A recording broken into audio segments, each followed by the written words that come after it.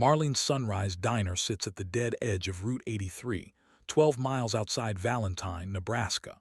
The parking lot holds 3 pickup trucks, a long-haul rig with Iowa plates, and a 1998 Buick LeSabre with a cracked taillight. The fluorescent sign buzzes against the November dark. Inside, the air smells like bacon grease and old coffee, and the faint copper tang of a heater that has not been serviced since the Reagan administration. I am sitting in the third booth from the door. My name is Velkarn. I am 417 of your Earth years old. I have 6 limbs folded carefully beneath a flannel jacket I purchased at a truck stop in Ogallala. My 4 eyes are hidden behind a pair of aviator sunglasses that Donna, the waitress, has not asked me to remove. I am the last living imperial archivist of the Savani Dominion, an empire that has just begun to die. The death is happening above us right now. If you walk outside and tilt your head back, you can see it. A faint green ripple crossing the sky from the northwest, like the aurora borealis if the aurora had been recorded badly and played back at the wrong speed. That ripple is the photonic shockwave of a stellar engine collapsing 400 light-years from this booth. The Savani Dominion ruled an empire of 10,000 years and 138 inhabited worlds, and its central authority is unraveling at the speed of causality, and nobody in this diner has looked up. Donna refills my coffee. It is my 7th cup.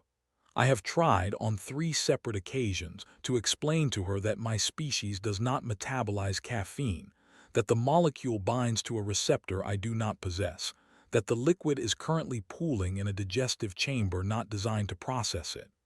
Each time, Donna has nodded sympathetically and asked if I want a slice of pie. I do not want pie. I want to understand how a species that cannot identify its own apocalypse has just ended mine. Picture this. You are sitting across from the being who personally filed the death certificates of 47 civilizations, and you are asking him if he wants whipped cream. The Savani Dominion's official records, currently being declassified across what remains of the Imperial network, expose a quiet war that was never fought, a weapon that was never fired, and a defeat so total that its architects did not realize it had happened until the moment they ceased to exist. How does an empire that has predicted every collapse in known galactic history fail to predict its own? And how does the answer involve a 58-year-old waitress named Donna who has worked the night shift for 31 consecutive years and has, in that entire time, never once doubted that the sun would rise? Before I continue with this account, if you are finding this story compelling, please consider hitting the like button and subscribing for more content like this. And leave a comment below telling me where you are listening from. I find it remarkable that we are sharing this story across so many places at once, connected by the same curiosity, the same willingness to sit with something strange. Now, let me tell you about the empire that built its throne out of certainty, and how that throne dissolved in a roadside diner in Nebraska at 11:47 p.m. on a Tuesday. To understand how a galactic civilization could be unmade by hash browns, you have to understand what the Savani Dominion actually was. We were not conquerors in the way your species imagines conquest. We did not arrive in fleets. We did not bombard cities. We did not demand tribute or surrender. The Dominion's founding philosophers, 10,000 of your years ago, recognized that violence was an inefficient instrument for governance. A bombed city must be rebuilt. A subjugated population must be policed. A war, even a victorious one, drains the conqueror almost as deeply as the conquered. Certainty, however, costs nothing.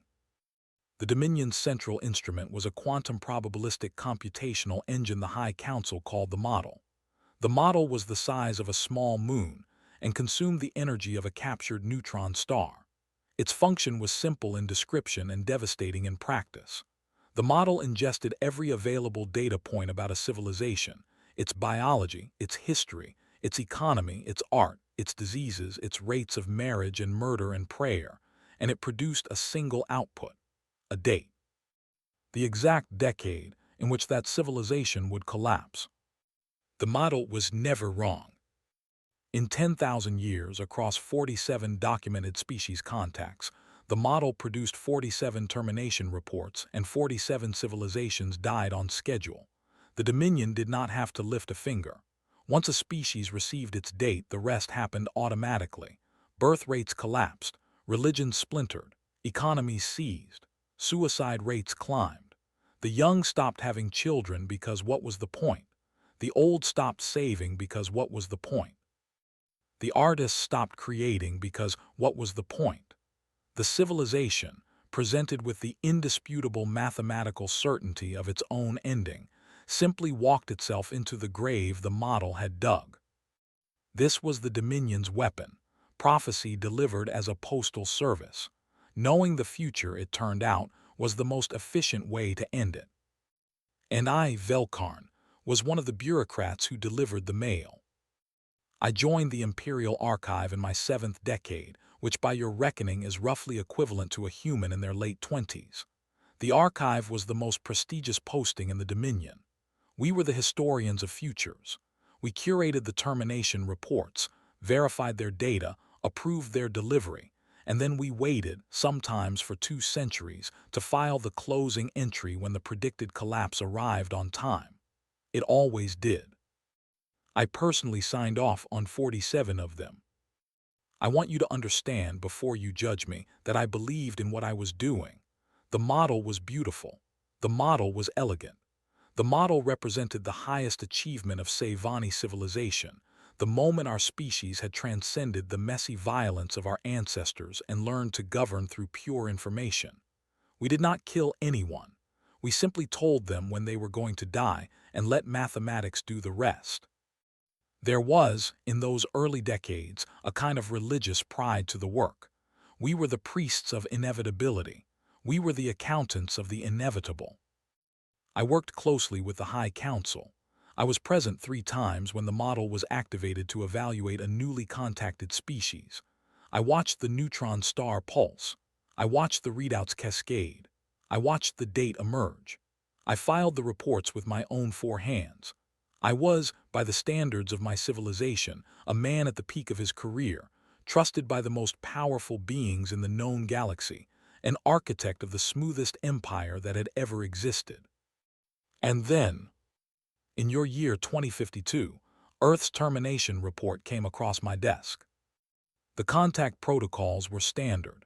A Savani survey ship had identified Earth 2 centuries earlier, cataloged its biosphere, monitored its broadcasts, and waited for the civilization to reach the appropriate technological threshold before initiating contact. In 2052, that threshold was crossed. The Dominion's diplomatic envoy made formal contact with the United Nations in Geneva, presented credentials, exchanged greetings, and delivered, as was the custom, a sealed document containing humanity's termination date. The date was 2071. 19 years, a short window by Dominion standards. The model had calculated with 97.3% confidence that humanity would extinct itself through a cascading climate conflict event beginning in the 2060s and concluding in early 2071. The report was 40,000 pages long.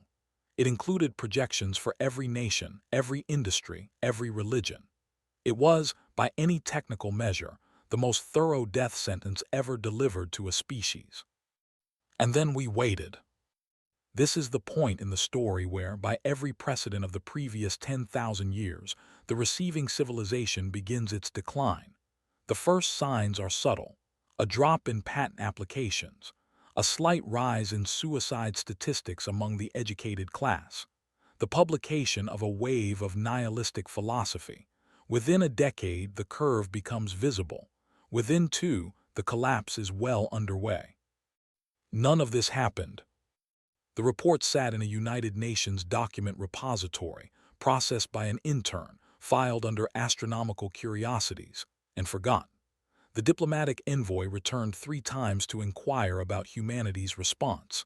He was offered coffee on each occasion and politely informed that the relevant committee had not yet convened. 19 years passed. The model's predicted collapse date of 2071 arrived. humanity did not collapse. Humanity, in fact, was having a moderately good year. The global economy was up. A new vaccine for pancreatic cancer had been announced.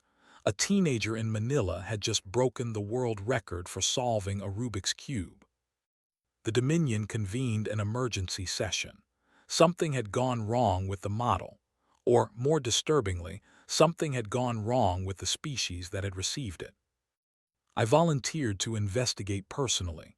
I traveled to Earth in a diplomatic shuttle, made planetfall in a wheat field outside North Platte, and was promptly arrested by a county sheriff named Earl Hutchins, who released me 4 hours later after I demonstrated, to his satisfaction, that I was probably not on anything. I rented a car. I drove north. I am, as I tell you this, sitting in the booth Earl recommended, drinking the coffee Earl swears by, watching the empire that employed me dissolve in the upper atmosphere while Donna asks me if I want my eggs scrambled or sunny side up.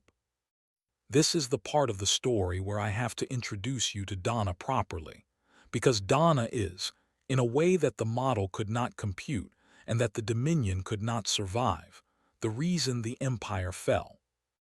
Donna Kowalski is 58 years old. She was born in Valentine, Nebraska in 1968. Her father drove a milk truck. Her mother worked at the elementary school cafeteria. Donna graduated high school in 1986, married a man named Ray, had 2 children, divorced Ray in 1997, raised the children alone, and began working the night shift at Marlene's Sunrise Diner in 1995. She has worked that shift for 31 consecutive years. She has missed 11 days of work in those 3 decades, 4 for her father's funeral, 3 for her own gallbladder surgery, 2 for her son's wedding, and 2 for reasons she has never disclosed to her employer. She makes $9.50 an hour plus tips. She rents a 2-bedroom house on the west side of Valentine. She drives a 2009 Honda Civic with a cracked windshield she has been meaning to replace for 4 years. She does not, to the best of my observation, ever look surprised. I walked into this diner 6 hours ago. I had removed most of my outer carapace and concealed my remaining 6 limbs beneath flannel and denim. I wore the aviator sunglasses to obscure my 4 eyes. By any reasonable standard, I looked alarming. Donna glanced up from the coffee pot, said "Booth's open, hun," and pointed. That was it. That was the entire interaction. No questions, no alarm, no call to the authorities. She brought me a menu. She asked what I wanted. When I attempted to explain that I was a representative of a galactic civilization here on a matter of urgent diplomatic importance, she nodded, refilled the salt shaker on the next table, and asked if I wanted to start with a coffee. I want you to understand what I realized in that moment. The model, the great instrument of the Dominion, the engine that had predicted 47 civilizational collapses with perfect accuracy, had no variable for Donna. The model could calculate the trajectory of an economy, the lifespan of a religion, the probability of a coup. It could not calculate a 58-year-old woman who had decided, at some unrecorded point in her life, that nothing arriving through the front door of Marlene's Sunrise Diner was going to be more interesting than the lemon meringue pie cooling in the kitchen. I sat in that booth. I drank the coffee I could not metabolize. And I began, for the first time in my 400-year career, to suspect that the Dominion had made a catastrophic category error. Over the next several hours, more humans arrived. I watched them. I cataloged them. I tried, with the same methodology I had applied to 47 dying civilizations, to understand what made them structurally different.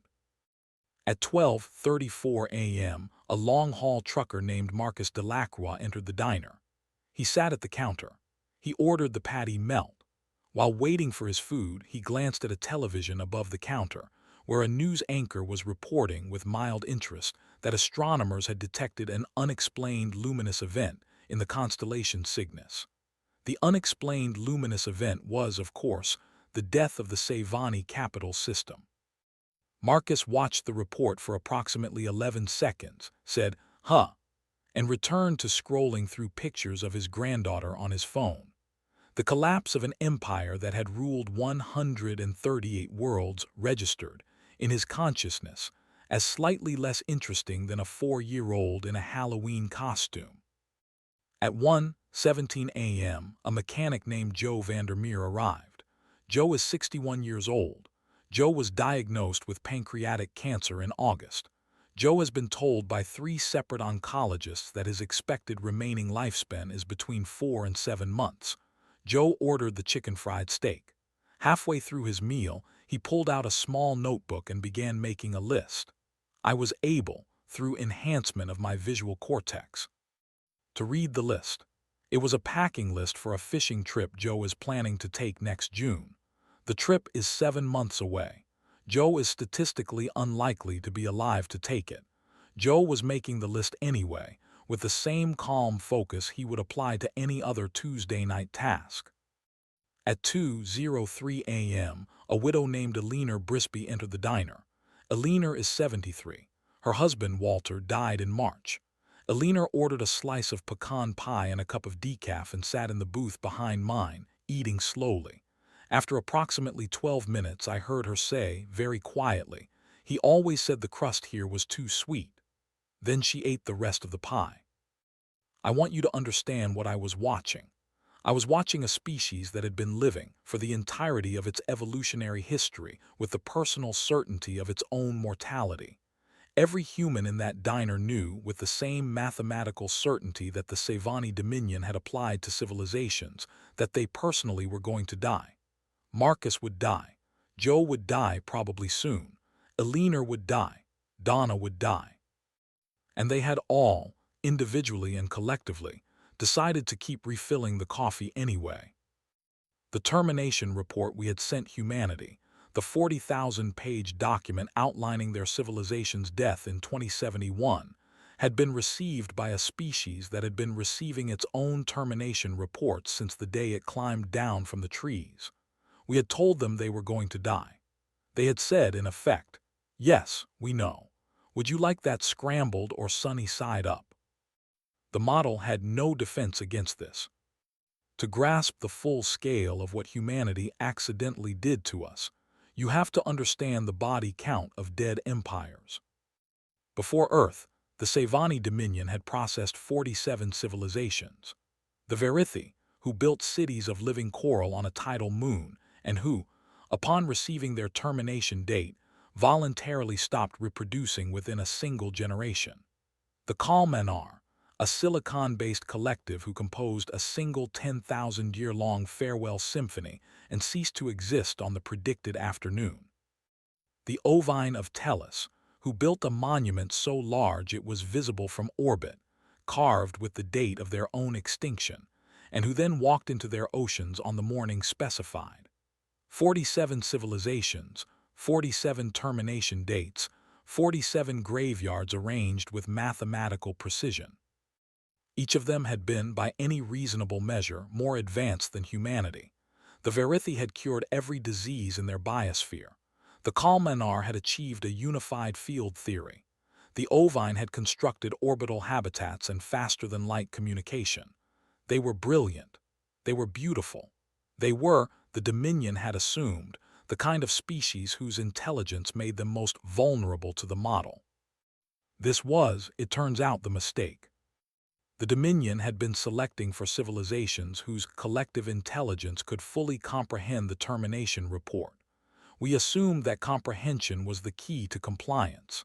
A species that fully understood the mathematics of its own ending would, rationally, despair. And 47 times in a row, this had been correct. Humanity broke the pattern not because they were smarter. They broke it because they were, on average, slightly less inclined to read 40,000 pages of anything. The termination report we sent in 2052 was processed, as I mentioned, by a United Nations intern. Her name was Priya Chandrasekaran. She was 23 years old. She had been working at the UN for 6 weeks. She opened the document, scrolled through the first 18 pages, encountered a section titled Probabilistic Modeling of Geopolitical Cascade Failures, Subappendix C, Volume 4, and made the executive decision, common among interns of every species, to come back to it later. She filed it under astronomical curiosities.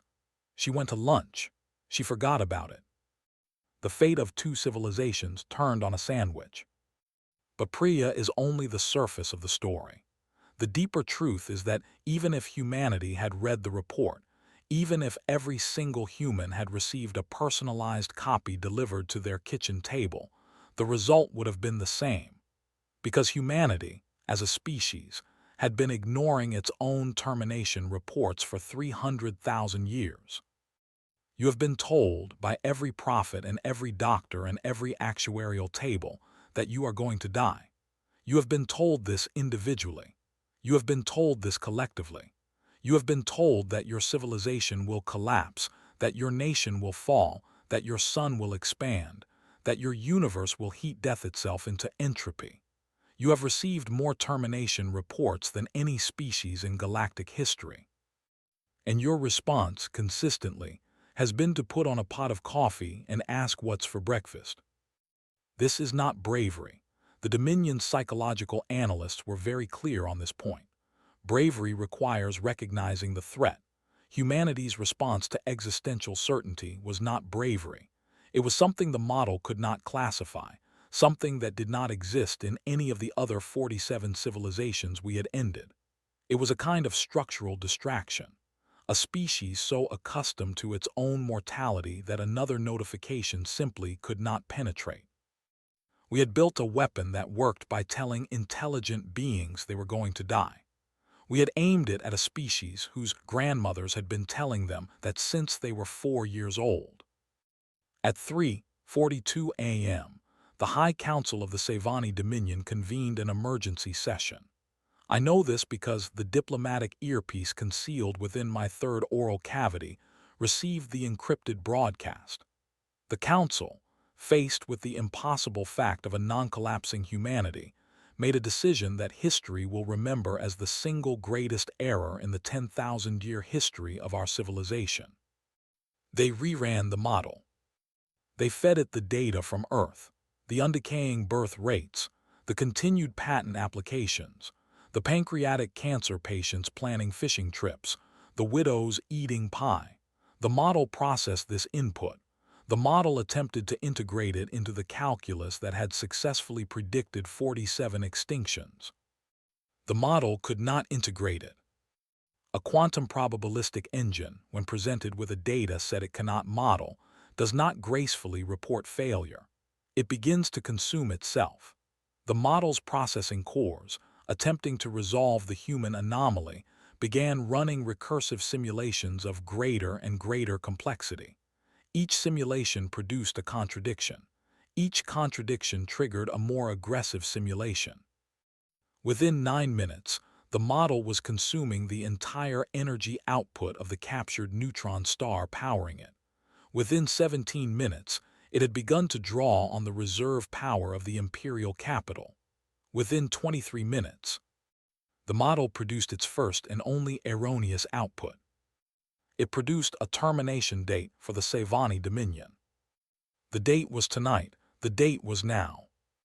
I saw the green ripple cross the sky at 3:51 a.m. Donna was wiping down the counter. She did not look up. Outside, 400 light-years away, the imperial capital was experiencing what would later be classified as a cascade-initiated photonic dissolution event. In simpler terms, the empire was burning. The High Council, the model, the archive where I had spent my career, the libraries holding 10,000 years of cataloged certainty, all of it was unraveling at the speed of light. The Dominion had built a weapon that ended civilizations by making them believe in their own deaths. The weapon had, in its final calculation, turned on its creators. We had survived 10,000 years because we never aimed it at ourselves. We aimed it at humanity. Humanity did not flinch. The model, unable to compute the unflinching, computed our death instead. And because the model was the central nervous system of the empire, Because every governance function, every economic projection, every social cohesion algorithm had been built around its outputs. The moment the model declared our end, the empire ended. We had become the first civilization to be killed by our own prophecy. And we had been killed by it because, in trying to predict a species that did not believe in prophecy, we had finally, accidentally, started believing in it ourselves. I sat in that booth and watched my civilization die in the upper atmosphere of a planet that did not know my civilization existed. Donna refilled my coffee. It was my 11th cup.